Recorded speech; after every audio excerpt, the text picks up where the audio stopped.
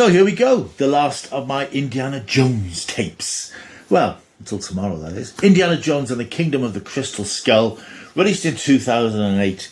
A belated postscript to the trilogy finale, Indiana Jones and the Last Crusade from 1989, and a film that many people consider unnecessary, a film that people are quite hostile to, a film that people just generally don't like. It stars Harrison Ford, of course, with Cate Blanchett as the Boo-Hiss villain. Got support from Karen Allen, who's back from the first film. You've got Shia LaBeouf making a controversial appearance as Indiana's son Mutt. You've got Denham Elliott's replacement character, played by Jim Broadbent, who's sort of the his superior in university where he's still lecturing. You've got Ray Winston, you've got John Hurt, and you've got a lot of bad film. In all honesty, I've just rewatched it. I think it's the first time I've seen it in... I'm sure I've seen it twice. It's probably 13 years since I've seen it. And this is a film that gets a really bad rap. And I think the reason it gets a really bad rap is now, having watched all the films over the last month, I can see the issues with it and the problems with it. Now, technically, it's not a bad film. It's very well made.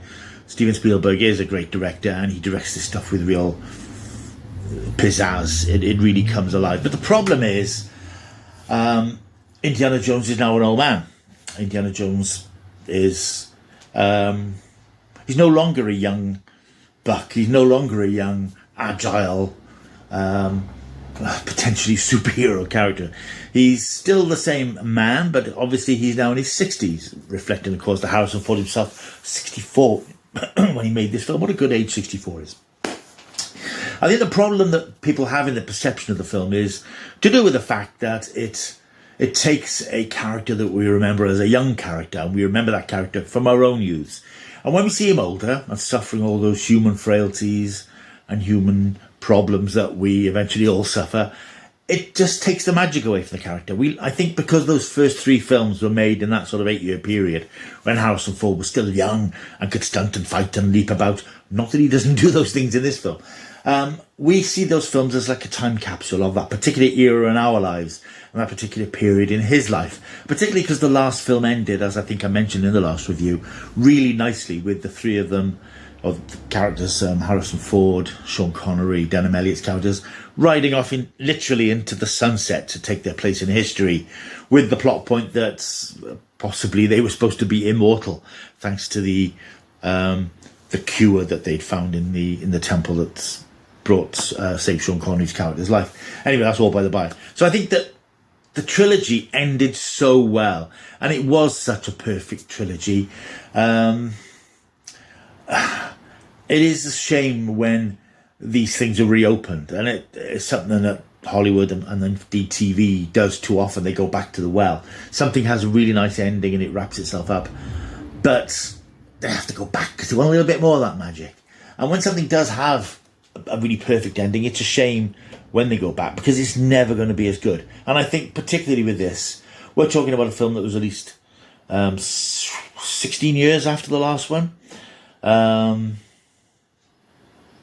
19 years after the last one. Better part of 20 years, really, by the time it came out, 1989 up to 2008. We're talking 20 years, really. And the world has changed. We have changed. Perception of everything has changed. You know, we've all aged as well. So we're not going to get the same feels, the same magic from watching an Indiana Jones adventure. As hard as everybody tries in making it, to make it feel part of that story, it can't. Because they've all aged as well. Everybody involved has aged. We've aged. So it's never going to be quite the same. And I think the problem isn't helped by the fact that there's these constant references, at Harrison Ford's insistence, by the way, to point out how old Indiana Jones is. I mean, you get this character of Mutt, played by the controversial Shia LaBeouf, who's constantly calling him old man and Gramps. And at one point he even says, "How old are you, 80? And that doesn't help in a way, because it's just reminding us again, oh, hang on, he's much older now. And he isn't 80, of course, he's in his early 60s. And whether that's the overcompensation for the insolence of youth, looking down his nose at older people, but it doesn't help us connect with our character as he ages. And of course, I think the big failing for the film is the last act. The last act is where it falls apart. The story basically, as you know, I'm sure you've seen this film, Indiana Jones is now 1957. Indiana Jones obviously is, he's older. He's still a lecturer. He's still an archaeologist. He's still been involved in adventures that we haven't seen because we're told about them. And it starts off with this exciting but ultimately ludicrous scene in New Mexico where he is forced by Kate Blanchett's villain character, who's the recurring villain throughout the film, to find this crystal skull, this artifact, this alien corpse. It's stated as an alien corpse. There's a hint that it's sort of Roswell. Of course, we have the ludicrous scene where the nuclear bomb test goes off and Indiana's escapes in a fridge.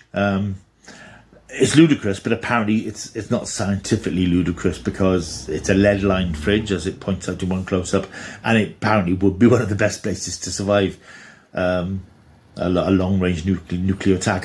But it looks a bit silly, doesn't it? It looks a bit daft. As the story goes on, then he gets involved with this young kid called Mutt, who tells him that his mother and another archaeologist or explorer have gone missing trying to find this crystal skull, which, as usual with the Indiana Jones film, sets him off on this quest to find this thing and find everybody involved. And I think to an extent then it sort of follows the line of Last Crusade, because he's following in the footsteps of somebody who's gone missing. In Last Crusade it was his father. In this it turns out to be his ex-squeeze, and John Hurt's scientist character who's gone a bit loopy because of the effect of the crystal skull. What we get then is a film that's dotted with great action set pieces. I'm sorry, some of them are really good. I quite like the first chase sequence on the when Indiana and Mutt are escaping these goons who are chasing after them.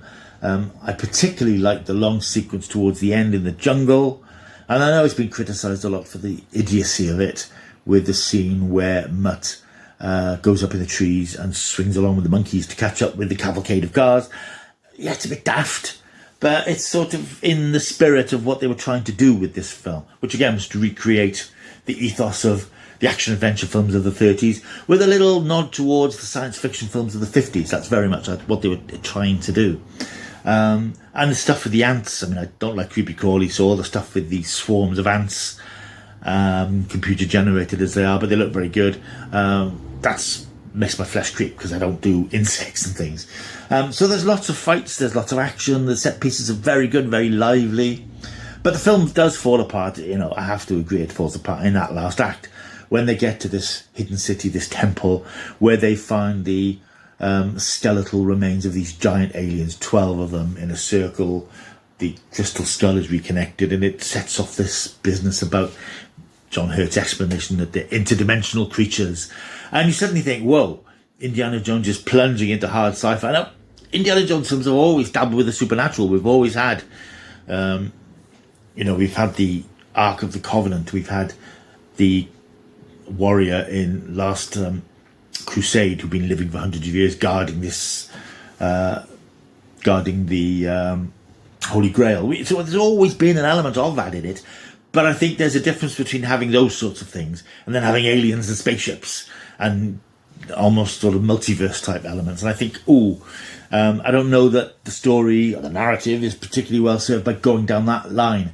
And I think that's where the film really annoyed a lot of people. And I think that's where the film falls, because that last act goes into pure science fiction. And I don't think Indiana Jones and his world sits in there very well. And I appreciate, as I've said, what they wanted to do was doff their fedora to the science fiction films of the 50s. But I don't think it works, because that was never Indiana Jones's thing.